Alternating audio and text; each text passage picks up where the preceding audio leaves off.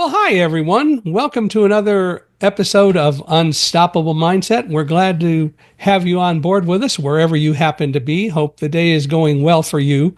Our guest today is Jeffrey Madoff, who is a very creative kind of person. He has done a number of things in the entrepreneurial world.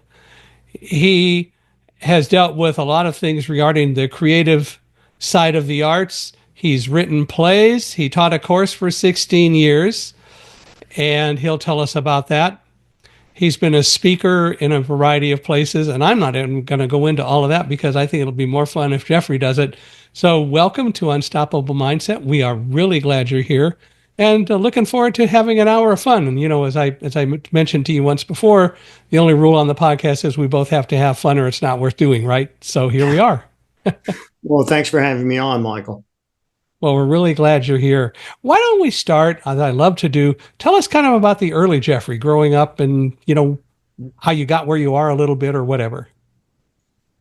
Well, I was born in Akron, Ohio, which at that time was the rubber capital of the world. Ah, So that might explain some of my bounce and resilience. there you go. I was in Sandusky, Ohio last weekend, nice and cold, or last week. Yeah, I remember you were going to be heading there, and Yep. Ohio, Akron, which is in northern Ohio, was a great place to grow up and then leave. So my childhood, I have many friends from my childhood, some who still live there.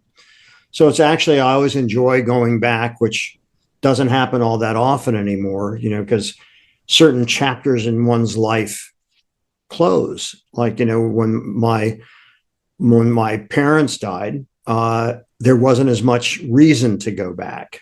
And because the friends that I had there preferred to come to New York rather than me go to Akron.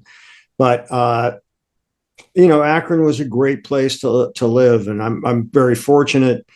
I think what makes a great place is the people you meet and the experiences you have. Mm-hmm. And I met a lot of really good people, and I was very close with my parents, who were entrepreneurs. My mom and dad both were. So I come by that aspect of my life very honestly because they modeled the behavior. And I have an older sister, and she's also an entrepreneur. So I think that's part of the genetic code of our family. Is doing that. And actually, both of my kids have their own business. And my wife was entrepreneurial. So some of those things just carry forward because it's kind of what you know. What did your parents do? My parents were independent retailers. And so they started by working in other stores. And then gradually, both of them, who were also very independent people, started their own store. And then when they got married, they opened one together, and it was women's and children's retail, clothing. And so I learned a lot from my folks, mainly from the behavior that I saw growing up. I don't think you can really lecture kids and teach them anything. Yeah.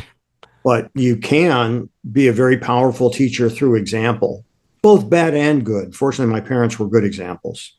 I think that kids really are a whole lot more perceptive than people think sometimes. And you're absolutely right.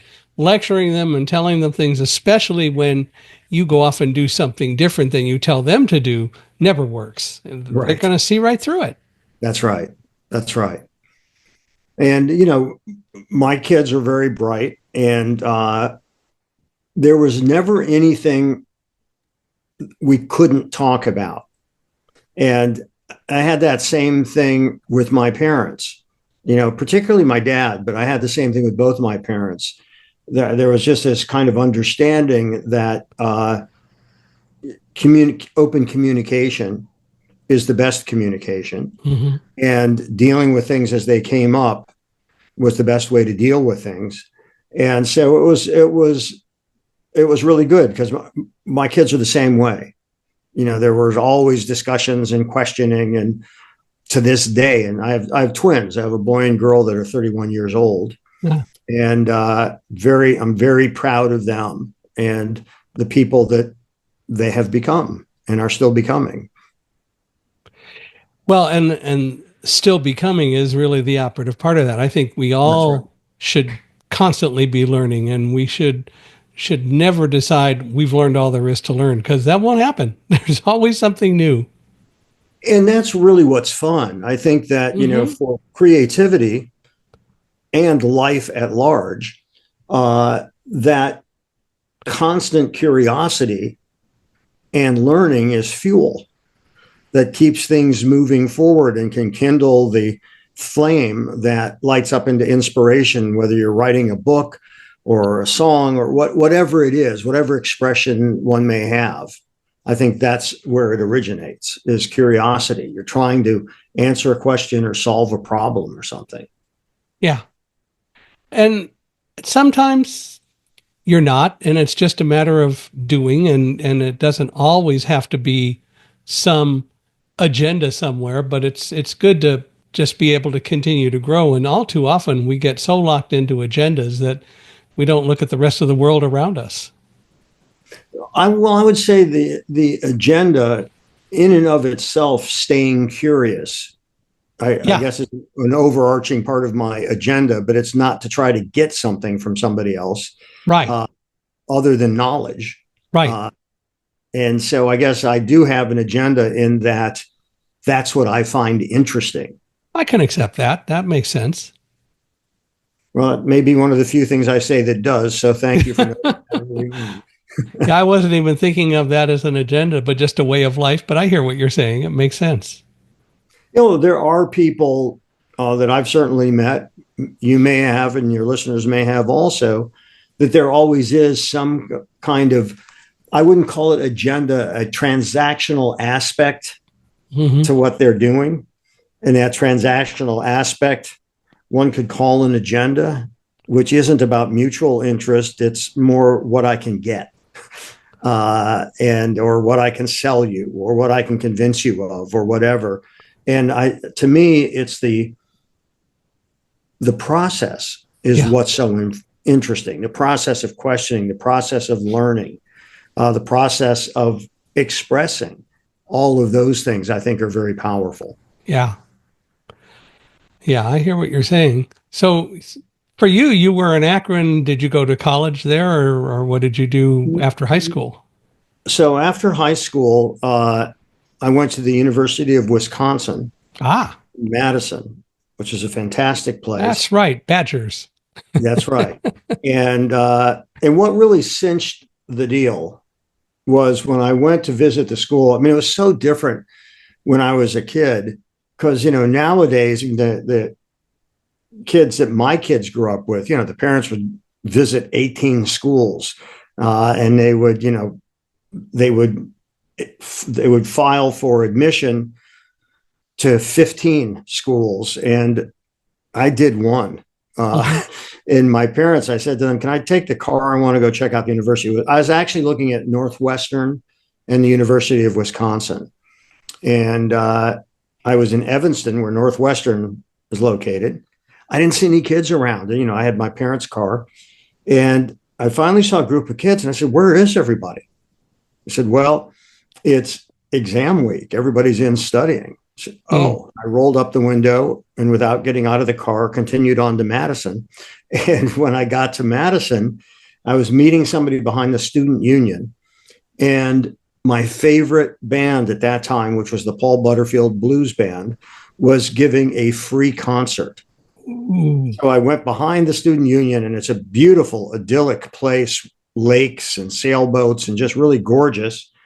And my favorite band is giving a free concert. So decision made. I'm going to University of Yeah. Wisconsin, Well, and that's a good loved it. It reason. was a great place. I remember when I was looking at colleges, we got several letters. I wanted to major in physics. I was always science oriented. Got a letter from Dartmouth saying you ought to consider applying, and got some other letters. We looked at some catalogs, and I don't even remember how the subject came up, but we discovered this university California campus, University of California at Irvine, and it was a new campus, and that attracted me because although physically it was very large, there were only a few buildings on it. The total population of undergraduates was 2,700 students. Not Mhm. that way today, but it was back when I went there. And that attracted me. So we reached out to the chair of the physics department, whose name we got out of the catalog, and asked Dr. Ford if we could come and meet with him and see if he thought it would be a good fit. And it was over the summer between my junior and senior year. And we went down and we chatted with him for about an hour, and he talked a little physics to me and asked a few questions, and I answered them. And he said, "You know, you would do great here. You should apply." And I did, and I was accepted, and that was it. And I've never regretted that. And I actually went all the way through and got my master's degree staying at UC Irvine because it was a great campus. There were some professors who weren't overly teaching oriented because they were so research oriented, but mostly the teachers were pretty good, and we had a lot of fun. And there were a lot of good other activities, like I worked at the campus radio station and so on. So I hear what you're saying, and it's, the things that attract you to a campus, those count. Oh yeah, I mean, because what can you really do on a visit? It's like kicking the tires of a car, right? Does it feel right? Is there something that, I mean, sometimes you get lucky, and sometimes you do meet a faculty member or someone that you really connect with, and that causes you to really like the place, but you don't really know until you're kind of there. Right. And Madison ended up being a wonderful choice. I loved it. I had a double major in philosophy and psychology. My reasoning being, what two things do I find really interesting that there is no path to making a good income from? Oh, philosophy and psychology. That works. Well, you possibly can from psychology, but philosophy, not hardly. No, but the thing that was so great about it, going back to the term we used earlier, curiosity and the fuel. What I loved about both, philosophy and psychology used to be cross-listed. They were under the same heading. Mm-hmm. It was in 1932 when the Encyclopedia Britannica approached Sigmund Freud to write a separate entry for psychology. And that was the first time the two disciplines, philosophy and psychology, were split apart. And Freud wrote that entry, and forever since, it became its own discipline. But the questions that one asks, or the questions that are posed in both philosophy and psychology, I still to this day find fascinating. And, thinking about thinking and how you think about things, I always find very, very interesting. Yeah. And the whole process, how do you get from here to there? How do you deal with anything that comes up, whether it's a challenge or just fulfilling the life choices that you make and so on? And yeah, philosophy and psychology, in a sense, I think really are significantly different, but they're both very much thinking oriented. Oh, absolutely. And philosophy means study of life, Right. which psychology is. Yeah. So I understand why they were bonded, and now, understand why they also separated. Yeah. I'll have to go look up what Freud said. I have never read that, but I will go find it. Now I'm curious. Yeah, it's so interesting. It's so interesting to me because whether you believe in Freud or not, if you are knowledgeable at all, the impact that he had on the world to this day Mm-hmm. is staggeringly significant. Yeah. Because nobody was posing those questions before. Yeah. Yeah. And there's no doubt that he has had a major contribution to a lot of things regarding life. And you're right, whether you buy into the view that he had of a lot of things isn't really the issue, but it still is that he had a lot of relevant and interesting things to say, and he helps people think. That's right. That's right. Well, so what did you do? So you had a double major. Did you go on and do any advanced degree work? No, it was interesting because I had thought about it because I liked philosophy so much. And I approached this professor who was very noted, Ivan Saul, who was one of the world Hegelian scholars. And I approached him to be my advisor. And he said, well, why do you want me to be your advisor? And I said, because you're one of the most published and respected authors on that subject. And if I'm going to have an advisor, I might as well go for the person that might help me the most and mean the most if I apply to graduate schools. So I did, in that case, certainly had an agenda. Yeah. And he said, Jeff, I just got back from the World Hegelian Conference in Munich, and I found it very depressing. And he just paused, and I said, why'd you find it depressing? And he said, well, there's only one or two other people in the world that I can speak to about Hegel. And I said, well, maybe you want to choose a different topic so you can make more friends. I don't know. If it's that depressing, that doesn't sound like it's a good mix, good fit for life. Right. But so I didn't continue to graduate studies. I took graduate courses. I started graduate courses the second semester of my sophomore year. But I thought, I don't know. I don't want to gain this knowledge that the only thing I can do is pass it on to others. It's kind of like breathing stale air, or leaving the windows shut. I wanted to be in a world where there was an idea exchange, which I thought would be a lot more interesting. Yeah. And so there was a brief period where I thought I would get a doctorate and do that. And I love teaching, but I never wanted to. That's not what I wanted to pursue for those reasons. So what did you end up doing then once you got out of college? Well, there was this. You must have done something. I did, and there's this little boutique in Madison that I did the buying for, and it was it's this very hip little clothing store. And Madison, because it was a big campus, and the major rock bands would tour, they would come into the store because we had unusual things that I would find in New York, when I was doing the buying for it. And I get a phone call from a friend of mine, a kid that I grew up with, and he was a year older. He had graduated school a year before me. And he said, can you think of a gig that would earn more than bank interest? I've saved up this money. Can you think of anything? And I said, well, I see what we design. I see what we sell, and I could always draw. So I felt like I could design. I said, I'll start a clothing company. And Michael, I had not a clue in terms of what I was committing myself to. I was very naive, but not stupid. I was ignorant, but not stupid. And the difference between being ignorant and being stupid is ignorant, you can learn, stupid's forever. Yeah. And that started me on this learning lesson, an entrepreneurial learning lesson. And that was, quite formative for me. And the company was doubling in size every 4 months, every 3 months. And it was getting pretty big, pretty quick.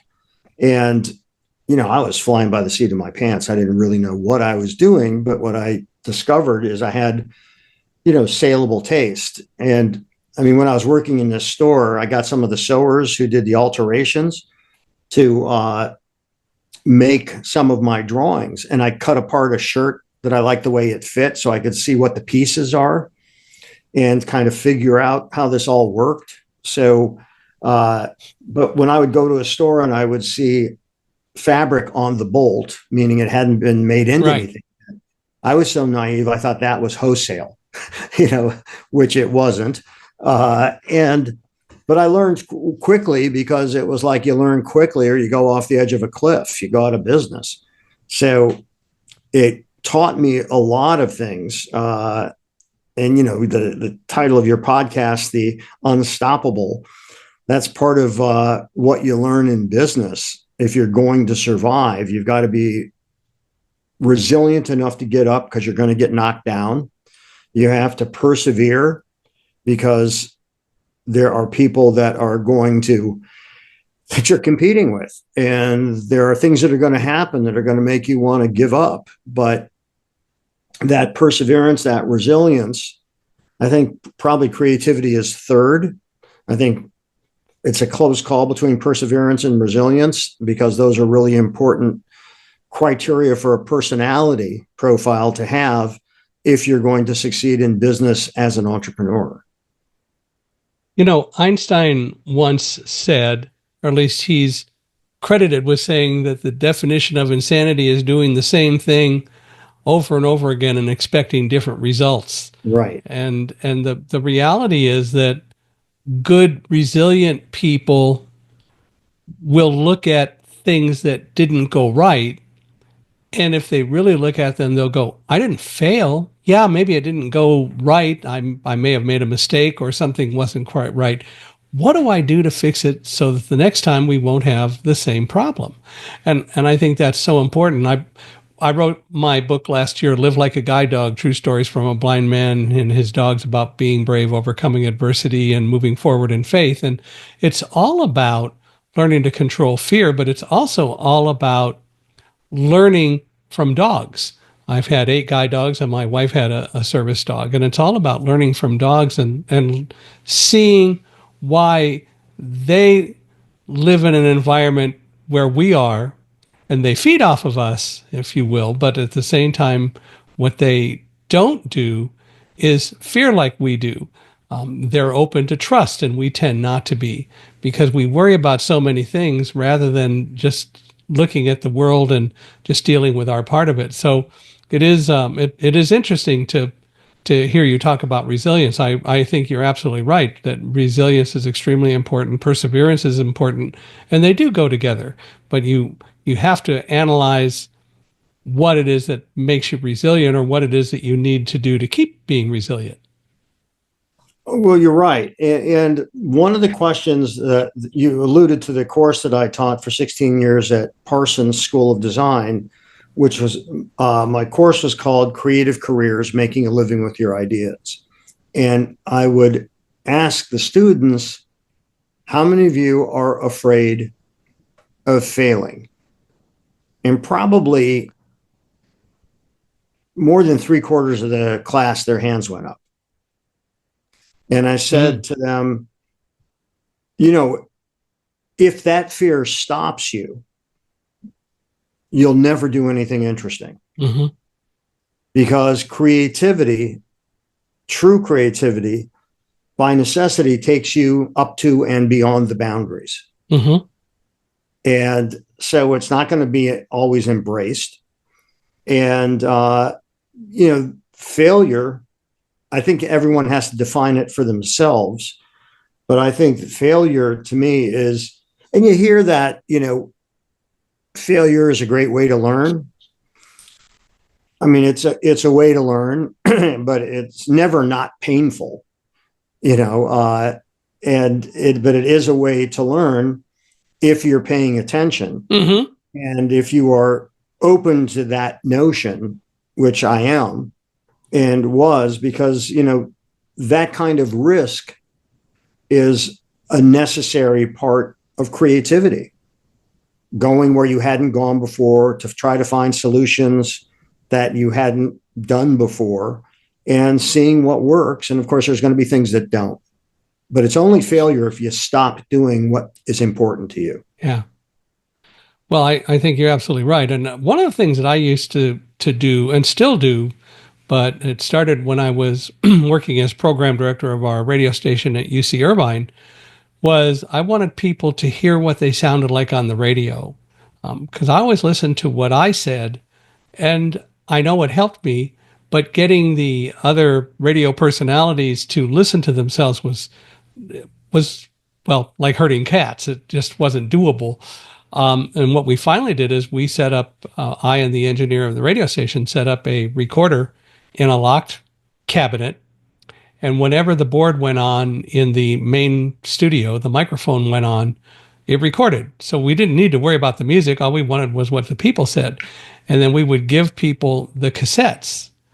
And one of the things that I started saying then, and I said it until like about a year ago, was, you're your own worst critic. If you can learn to grow from it, or if you can learn to see what's a problem and go on, then that's great. What I learned over the last year and thought about is I'm really not my own worst critic. I'm my own best teacher, because I'm the only one who can really teach me anything. Mhm. And it's better to shape it in a positive way. So I am my own best teacher. And so I think you're right. If you really want to talk about the concept of failure, failure is when you won't get back up. Failure is when you won't do anything to learn and grow from whatever happens to you, even the good stuff. Could I have done it better? Those are all very important things to do. No, I agree. So, why did you think it was important for them to hear their voice? Because I wanted them to hear what everyone else heard. I wanted them to hear what they sounded like to their listeners. And the reality is, when we got them to do that, it was, I say it was incredible, but it wasn't a surprise to me how much better they got. And some of those people ended up going into radio broadcasting, going into other kinds of things, but they really learned to hear what everyone else heard. And they learned how to talk better. They learned what they really needed to improve upon, or they learned what wasn't sounding very good to everyone else, and they changed their habits. Interesting. Interesting. So part of that also helps them establish a certain on-air identity. Mm-hmm. I would imagine finding their own voice, so to speak. Is Right. that accurate? Or finding a better voice than they had, and certainly a better voice than they thought they had. Well, they thought they had a good voice, and they realized maybe it could be better. And the Mhm. ones who learned, and most of them really did learn from it, came out the better for it. So let me ask you a personal question. Uh, you have been sightless since birth. Is that correct? Yeah, I've been blind since birth. And so, on a certain level, I was trying to think about this the other night, and how can I phrase this? On a certain level, you don't know what you look like, and From the standpoint of how you look at it, yeah. yeah, and that's two questions. One is, so many of us, for good and bad, our identity has to do with visual first. Mm-hmm. How do you assess that new person? I don't look at it from a visual standpoint as such. I look at it from all the other senses that I have and use, but I also listen to the person and um, see how we interact and react to each other. And from that, I can draw pretty good conclusions about what an individual is like, so that I can decide if that's a lovely person, male or female, because I'm using lovely in the sense of um, it's the kind of person I want to know or not. And so I don't obviously look at it from a visual standpoint. And although I know Helen Keller did it some, I'm not into feeling faces. When I was in college, I tried to convince girls that they should let me teach them Braille, but they had no interest in me showing them Braille. So we didn't do that. I actually, a friend of mine and I once went to a girls' dorm, and we put up a sign, wanted young female assistant to aid in scientific Braille research. But that didn't go anywhere either, so we didn't do it. But The so old Braille pickup the line. old Braille pickup line. On the other hand, I had my guide dog who was, and my current guide dog is just the same, a chick magnet right from the get-go. Huh? But the reality is that Visual is, I think there's a lot to be said for beauty is only skin deep in a lot of ways. Mm-hmm. And I think that it's important that we go far beyond just what one person looks like. People ask me all the time, well, if you could see again, would you? Or if you could see, would you? And my response is, I don't need to. I think there's value in it. It is a sense.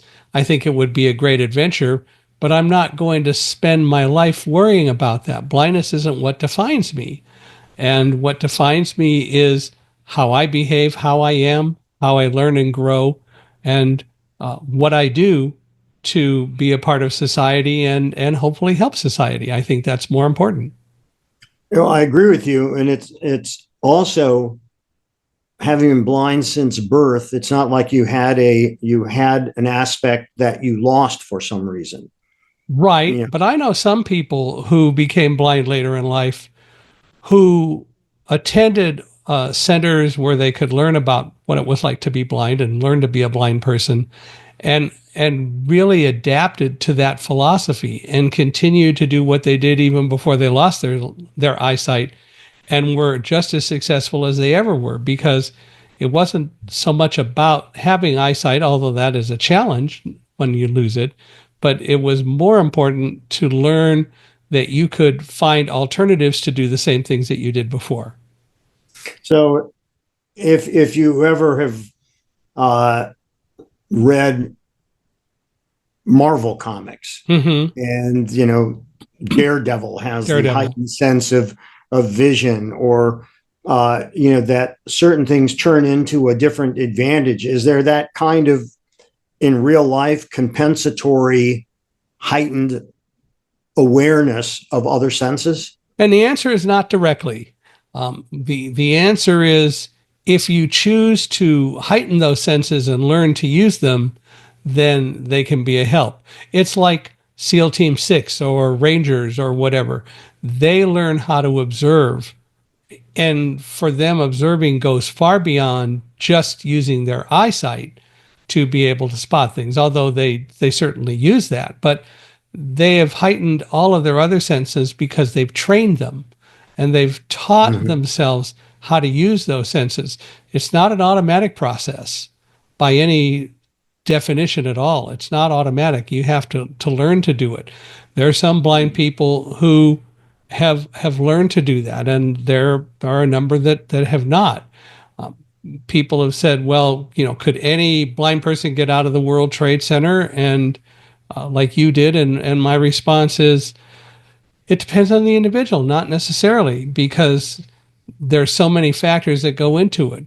If you are so afraid when something like the World Trade Center events happen that you become blinded by fear, then you're going to have a much harder time getting out than if you let fear be a guide and use it to heighten the senses that you have during the time that you need that to occur. And that's one of the things that Live Like a Guide Dog is all about, is teaching people to learn to control fear so that in reality they find they're much more effective, because when something happens that they don't expect, they adopt and adapt to having a mindset that says, I can get through this and fear is going to help. That's fascinating. So I could go on in this direction.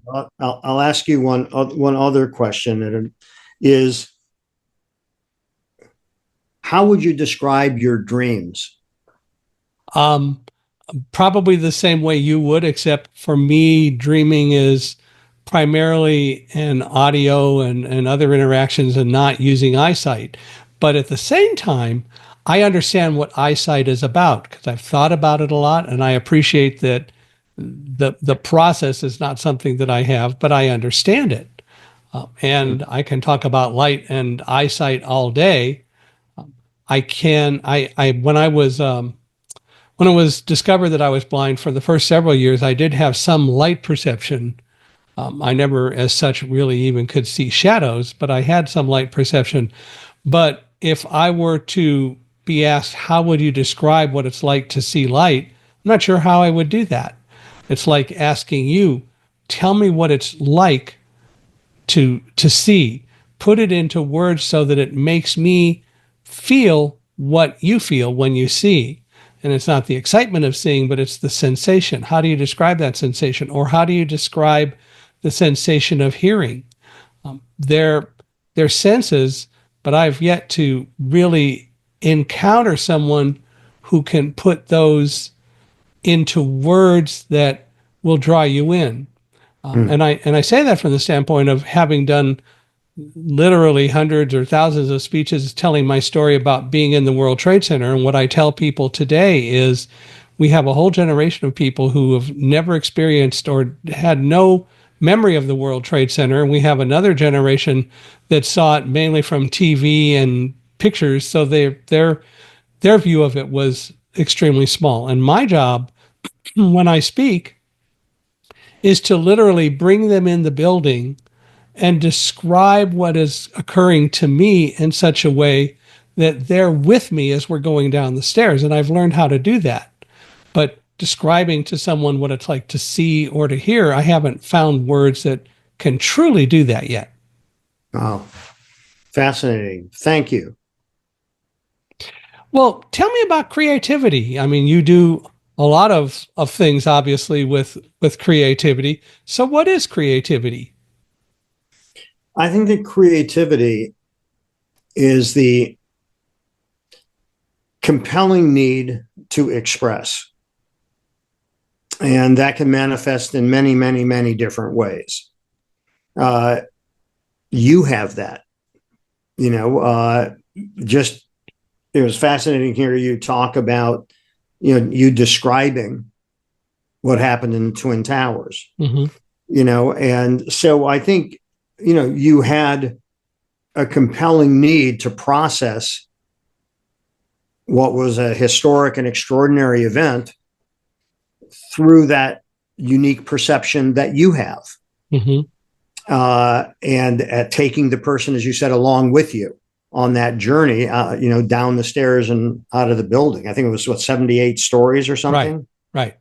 And so I think that creativity in terms of a trait is that it's a personality trait that has a compelling need to express in some way.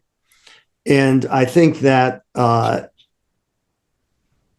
there is no such thing as the lightning bolt that hits and all of a sudden you come up with the idea for the great novel, the great painting, the great dance, the great piece of music. We are taking in influences all the time and percolating those influences, and they may come out. In my case, hopefully they've come out in the play that I wrote, Personality. And because if it doesn't relate to anybody else and you're only talking to yourself, that's, not the goal. Right. The goal of the play is to have an audience. The goal of your book is to have readers. And by the way, did your book come out in Braille? Yeah, it is available in Braille. It's actually all three of my books are available they're on demand. They can be reproduced in Braille, and they're also available in audio formats as well. Great. That's great. So yeah, I think that creativity is a fascinating topic, because I think that when you're a kid, oftentimes you're told more often not to do certain things than to do certain things. And I think that, when you're creative and you put your ideas out there at a very young age, you can learn shame. People don't like what you do or make fun of what you do, or they may like it and it may be great. But if there's, you're opened up to that risk of other people's judgment. And I think that people start retreating from that at a very young age. Could be because of parents, could be because of teachers, could be because of their peer group. But they learn, maybe in terms of what they think is emotional survival, although it would never be articulated that way, at putting their stuff out there, they can be judged, and they don't like being judged. And that's a very uncomfortable place to be. Right. So I think creativity is both an expression and a process. Well, I think you're right. And I think that it is unfortunate all too often, as you said, how children are told don't do this or just do that, but don't do this. And no, very few people take the next logical step, which is to really help the child understand why they said that. It isn't just don't, it should be why not. One of my favorite stories is about a student in school once and was taking a philosophy class. You'll probably have heard this, but he and his classmates went in for the final exam, and the instructor wrote one word on the board, which was why. And then everybody started to write, and they were writing furiously. This student sat there for a couple of minutes, wrote something on a paper, took it up, handed it in, and left. And when the grades came out, he was the only one who got an A. And the reason is because what he put on his paper was, why not? And that's very, very valid question to ask. But the reality is, if we really would do more to help people understand, we would be so much better off. But rather than just telling somebody what to do, it's important to understand why. Yeah, I remember when I used to draw all the time. And my parents, would bring home craft paper from the store that was used to wrap packages, mailing. Mm-hmm. And so they would bring me home big sheets. I could do whatever I wanted on it, and I would draw. And in school, I would draw. And when art period happened once or twice a week, and the teacher would come in with her cart, and I was drawing. That was when this was in like the middle 50s, and Davy Crockett was really a big deal.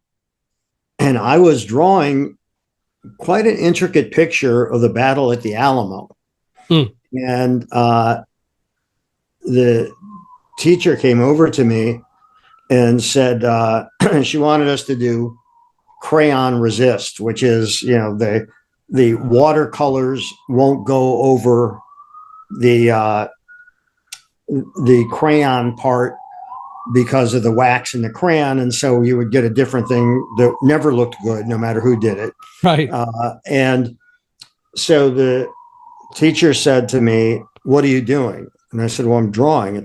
And she said, "Why are you drawing?" I said, "Well, it's art class, isn't it?" She said, "No, I told you what to do."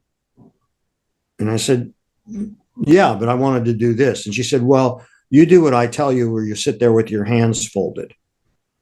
And I sat there with my hands folded. I wasn't going to be cowed by her.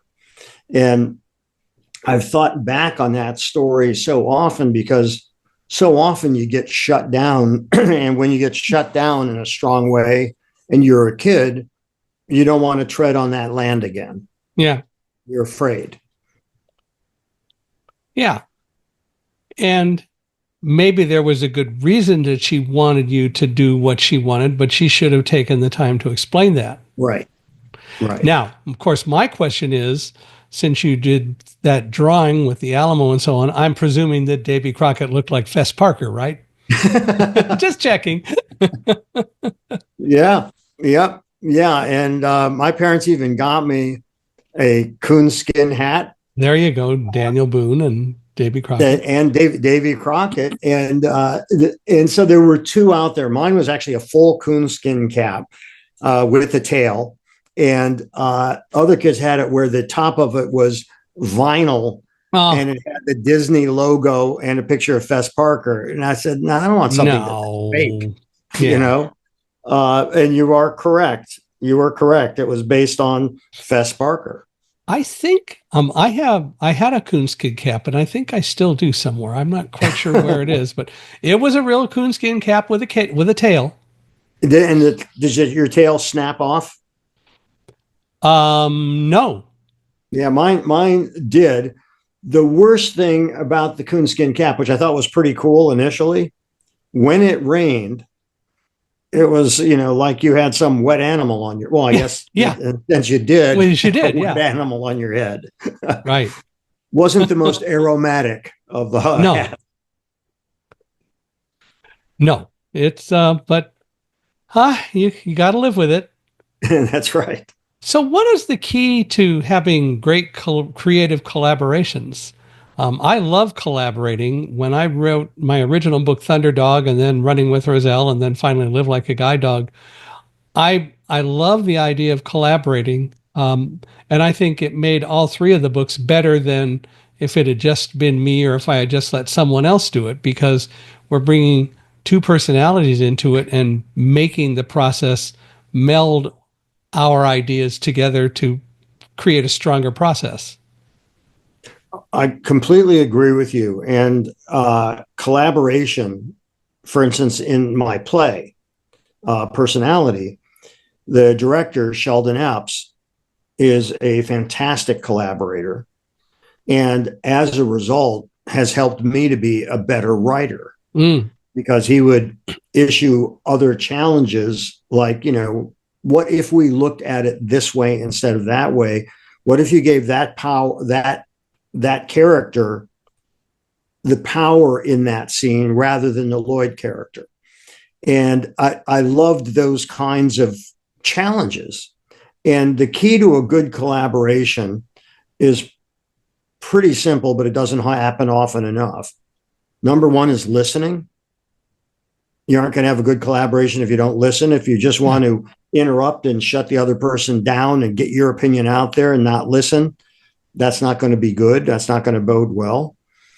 And it's being open. So people need to know that they're heard. You can do that a number of ways. You can sort of repeat part of what they said, just so I want to understand. So you were saying that the Alamo situation, did you have Davy Crockett up there swinging the rifle? So the collaboration, listening, respect for opinions that aren't yours, and don't try to just defeat everything out of hand because it's not your idea. And trust, developing a trust with your collaborators so that you have a clearly defined mission from the get-go to make whatever it is better, not just the expression of one person's will over another. Mm-hmm. And I think if you share that mission, share that goal, that the other person has earned your trust and vice versa, that you listen and acknowledge, then I think you can have great collaboration. And I've had a number of great collaborators. I think I'm a good collaborator because I sort of instinctively knew those things. And then working with Sheldon over these last few years made it even more so. And so that's what I think makes a really great collaboration. So tell me about the play Personality. What's it about, or what can you tell us about it without giving the whole thing away? So have you ever heard of Lloyd Price? The name is familiar. So that's the answer that I usually get is, I'm not really sure. Yeah, it's kind of familiar. And I said, well, you probably don't know his name, but I'll bet you know his music. And I then apologize in advance for my singing. And, cause you've got walk a personality, talk personality, smile. And then, oh yeah, I love that song. Yeah. Do you know that song? Once I did that, yes, yeah. So Lloyd was Black. He grew up in Kenner, Louisiana. He was in a place where Blacks were expected to know their place, and if it was raining and a white man passed, you'd have to step into a mud puddle to let them pass rather than just working by each other. And it was a tough situation. This is back in the late 1930s. Mm-hmm. And what Lloyd knew is that he wanted to get out of Kenner, and music could be his ticket. And the first thing that the Lloyd character says in the play is there's a big dance opening number. And the first thing that his character says is, my mama wasn't a whore. My daddy didn't leave us. I didn't learn how to sing in church. And I never did drugs. I want to get that out of the way up front. And I wanted to just blow up all the tropes because that's who Lloyd was. Yeah. And he didn't drink. He didn't learn how to sing in church. And, there's sort of this baked in narrative, and then drug abuse, and you then have redeem yourself. Well, he wasn't like that. He was entrepreneurial. He was the first. It was really interesting at the time of his first record, 1952, when he recorded Lottie Miss Claudie, which has been covered by Elvis and the Beatles and Bruce Springsteen and on and on. There's like 370 covers of it. If you wanted to buy a record by a black artist, you had to go to a black-owned record store. Hmm. His records couldn't get on a jukebox if it was owned by a white person.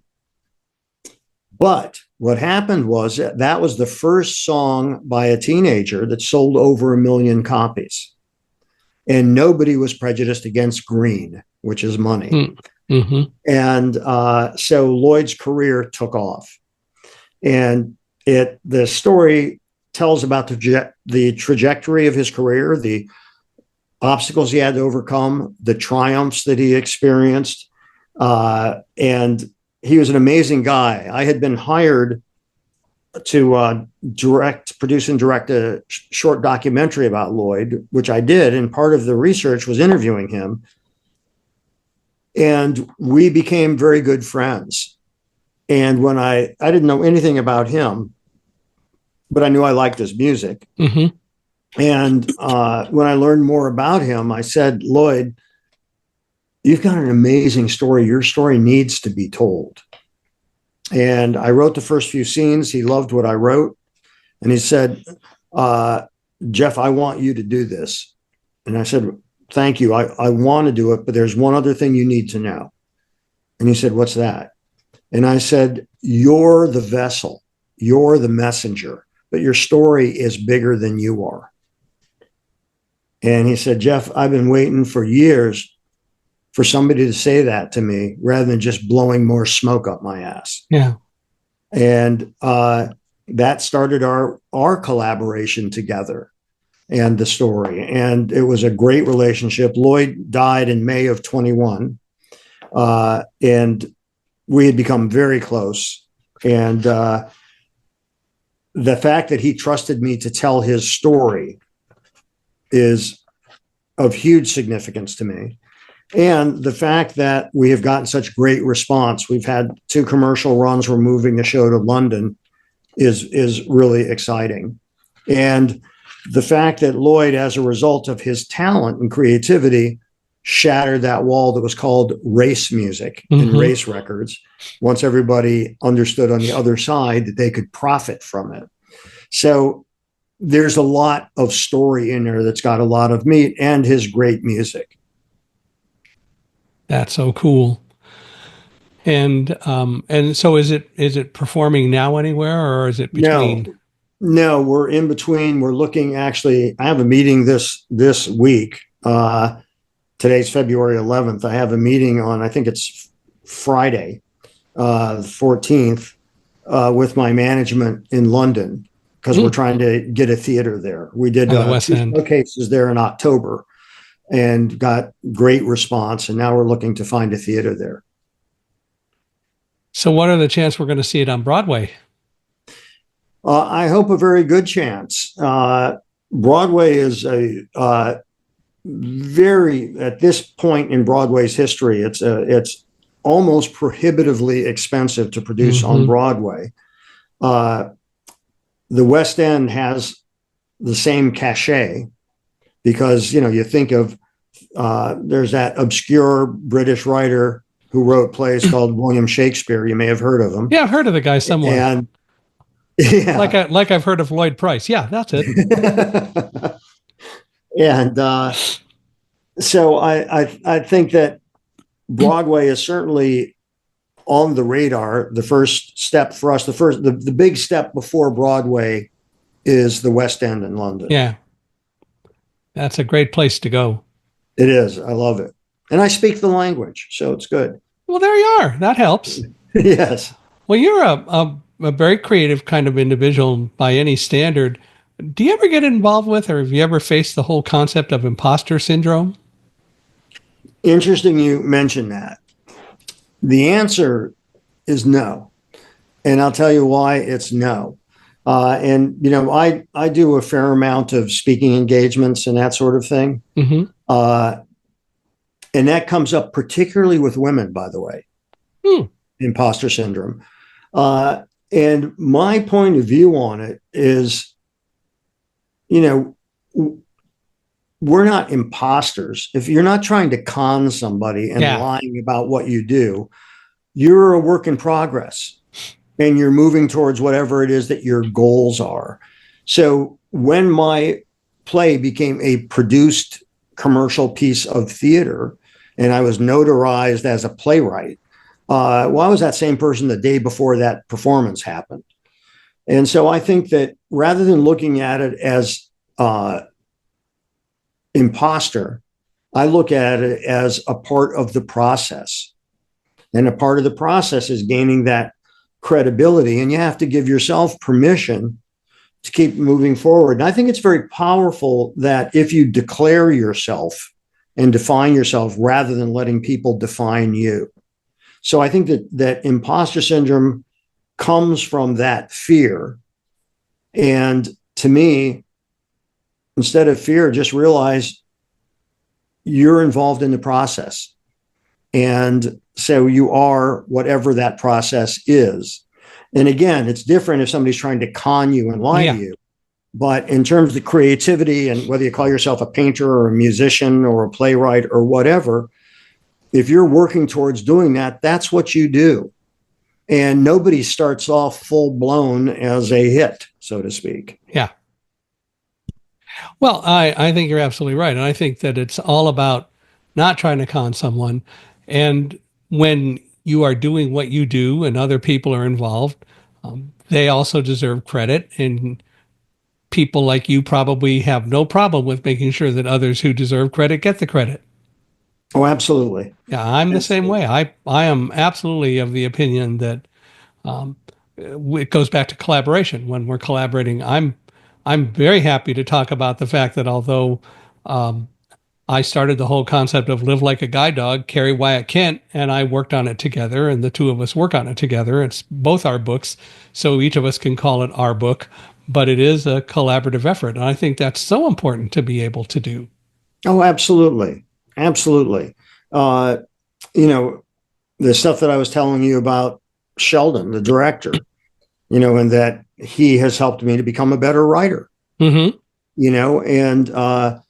and when, as obviously you have experienced too, when you have a fruitful collaboration, it's fabulous because you're both working together to create the best possible result as opposed to self-aggrandizement. Right. Yeah, it is. It is for the things that I do. It's not about me, and I say it all the time when I'm talking to people who I'd like to have hire me to be a speaker. It's not about me. It's about their event, and I believe I can add value. And here's why I think I can add value. But it's not about me. It's about you and your event, Mm-hmm. Right. and it's so important. If you were to give some advice to somebody starting out or who wants to be creative or more creative and so on, what kind of advice would you give them? Uh, I would say it's more life advice, which is uh, don't be afraid of creative risk because the only thing that you have that nobody else has is who you are. So, how you express who you are in the most unique way of who you are, that is going to be what defines your work. Yeah. And so I think that it's really important to also realize that things are hard and always take more time than you think they should. And that's just part of the process. So it's not easy. There's all these things out there in social media now that uh, are bull, Yeah. that how people talk about the growth of their business and all of this stuff. There's no recipe for success. There are best practices, but there's no recipes for it. So however you achieve that, and however you achieve making your work better and gaining the attention of others, just understand it's a lot of hard work. It's going to take longer than you thought. And it's can be incredibly satisfying when you hit certain milestones, and don't forget to celebrate those milestones, because that's what's going to give you the strength to keep going forward. Absolutely. It is really about celebrating the milestones and celebrating every success you have along the way, because the successes will build to a bigger success. That's right. Which is so cool. Well, this has been a lot of fun. We've been doing this for an hour. Can you believe it? That's been great. It has been, and I really appreciate you being here. And I want to thank all of you who are listening. But please tell your friends to get into this episode as well. And we really value your comments. So please feel free to write me. I would love to know what you thought about today. I'm easy to reach. It's Michael, Michaelhi, at Accessibe, ACCESSIBE.com.